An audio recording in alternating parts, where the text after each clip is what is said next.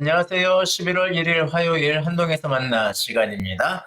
11월, 12월 두 달 동안 이제 우리가 마가복음을 나가게 됩니다. 그리고 마가복음을 여러분이 읽는데 조금 도움이 돼야 될 부분들은 뭐 차차 설명해 드리기로 하고 우선은 여러분이 생각하실 것은 사복음서에서 가장 먼저 쓰여진 것이 어떤 복음서냐라고 얘기하면 보통 이제 마태가 제일 먼저 나오니까 마태, 마가, 누가, 요한 이런 순 아니야라고 하시는데 마가복음이 제일 먼저 쓰여졌다라고 보고 있습니다. 그리고 마태복음과 누가복음은 그 마가복음을 참조해서 또 자신의 신학을 담아서 썼다라고 알려져 있어요. 그리고 마가복음의 저자는 마가로 알려져 있지만 실제적인 저자는 베드로다라고 알려져 있습니다. 사실 과거 이 당시에 이런 복음서나 이런 형태의 그 서적들은 오늘날처럼 작가가 누구인지를 명확히 밝히지를 않아요. 특히 위인전처럼 되어 있는 경우에는 더더욱 그렇습니다. 근데 그래도 그럼에도 불구하고 이 작가가 누구인지를 살짝 밝히는 그 방법들이 하나 있었는데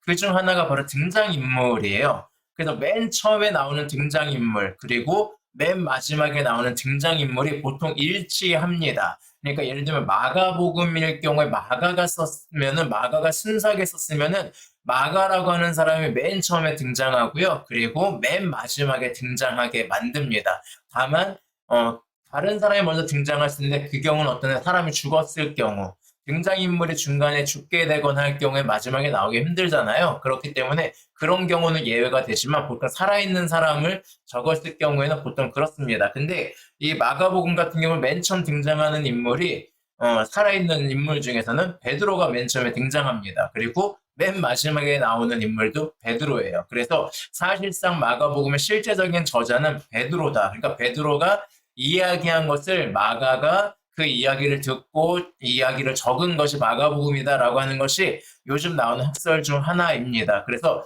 베드로라고 하는 사람의 관점, 그 관점에서 이 바라본 예수 그리스도 그런 부분들로 하면 됩니다. 그래서일까요? 1절에 보시면 이렇게 뭐라고 이야기하고 있냐면 하나님의 아들 예수 그리스도의 복음의 시작이라 라고 이렇게 시작하고 있습니다.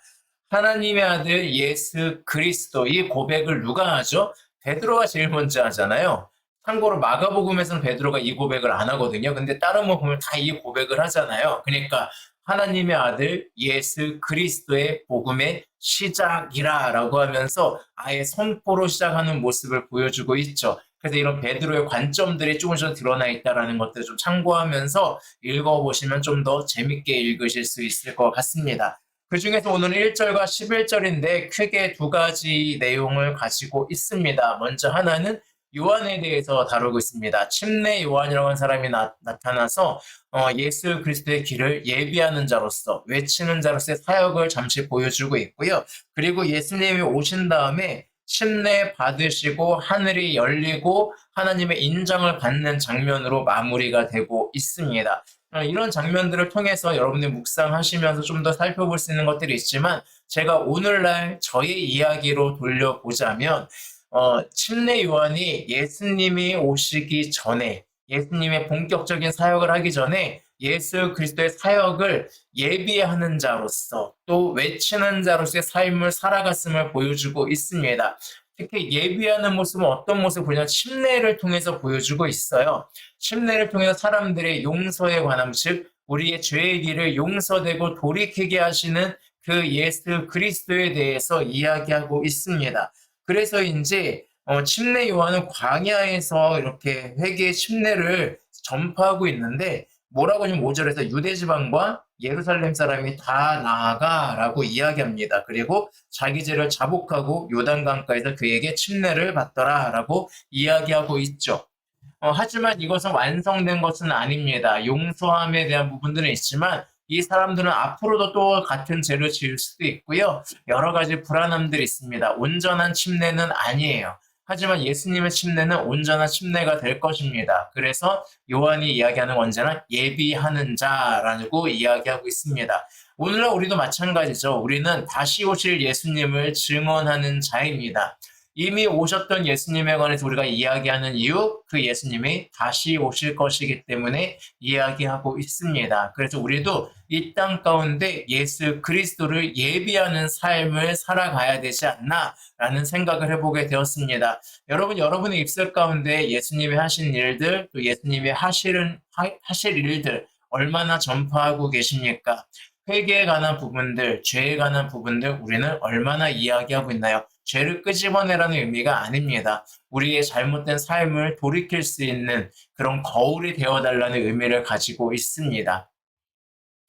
제가 되게 존경하던 교수님을 볼 때마다 회개하는 마음을 항상 가졌거든요. 너무 삶이 이게 완벽하셔가지고 그걸 비칠 때마다 야, 내 삶은 왜 이렇지라는 생각들, 그런 생각 되게 많이 가졌거든요. 그런 것처럼 우리가 세상 사람들 가운데 예수 그리스도, 다시 오실 예수님을 예비하는 삶을 통해서 다른 사람들에게 그런 모습들, 아, 이게 예수님의 삶이구나 라는 것들을 비추는, 예비하게 하는 그런 삶을 사는 것이 어떨까라는 생각을 해보았습니다. 오늘날 우리도 어떤 면에서는 침례 요한과 같습니다. 다시 오실 예수님을 우리는 외치는 자이며 예비하는 자입니다. 그리고 하나님은 그 일들을 이루어 가실 것입니다. 예수님이 침례 요한에게 침례를 받고 하늘이 열리고 이는 내 사랑하는 아들이라고 하나님께 인정받았던 것처럼, 그리고 그렇게 하면서 예수님의 사역이 본격적으로 펼쳐졌던 것처럼 우리가 예수 그리스도 예비하는 삶을 살아갈 때 우리를 통해서 하나님께서, 왜냐면 우리 이제 성령으로 침례를 받거든요.